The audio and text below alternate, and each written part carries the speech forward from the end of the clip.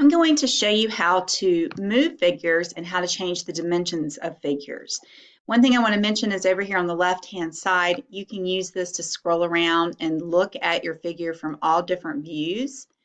If you have a touch-enabled screen, you can also use your finger, which sometimes does not work quite as well. You can click on Home to go back to your home view. This fits everything into your view, so it zooms it in just right. And then you can zoom in and zoom out, but you can also use your fingers like I'm using right now, as if you're on a touch pad or something like that. Okay, so let's talk about moving and changing dimensions. So to move an object, you just drag it around, pretty simple. And this is staying on what's called the work plane, or this grid down here at the bottom, called the work plane. Now, if I want to move it up or down, I use this little icon that looks kind of like a cone. And if I move my figure around, you can see that a little clearer. There's the cone. So I can just drag that, and now this is no longer on the work plane. It shows you a little shadow to help you see that. And if you scroll around a little bit, you can see, oh yeah, that is off of the work plane.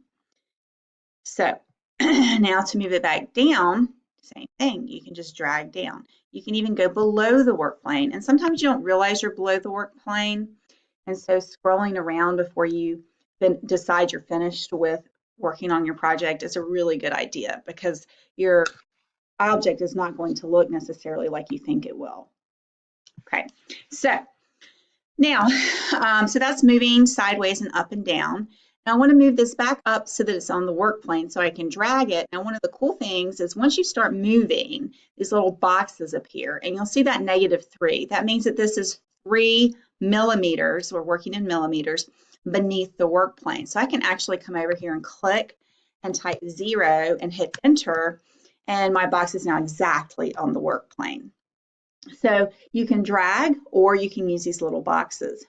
Now, I would like to put this on top of my box. This is a roof that I dragged over from here. So if I want to move it on top, I'm going to drag this up using that little cone and then drag it sideways. And it's hard to get it to fit just perfectly. Later on, I'll show you some tricks for that. But for right now, notice if I move around, this doesn't look anything like I thought it did from that particular perspective. It's important to look at it from different perspectives. And now I'll continue to drag this down.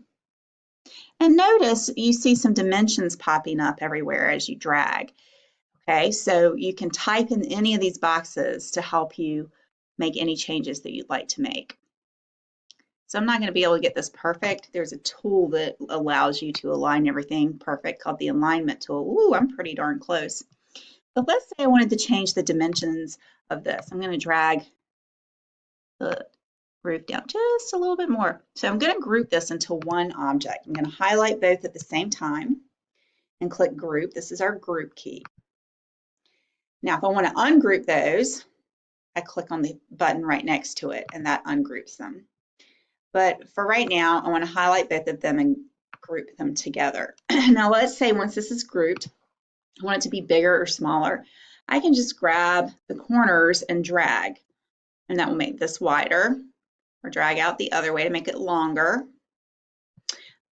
And I can drag this white box at the top to make it taller.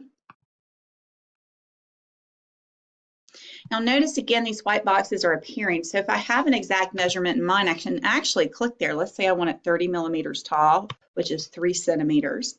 I can type 30 and hit enter. If I want this width here to be 20 centimeters or 20 millimeters, which is 2 centimeters, I can type in 20. And let's say I want this length here to be 40 millimeters or 4 centimeters. I type 40. So you can drag or you can type in order to create the dimensions that you want in a figure.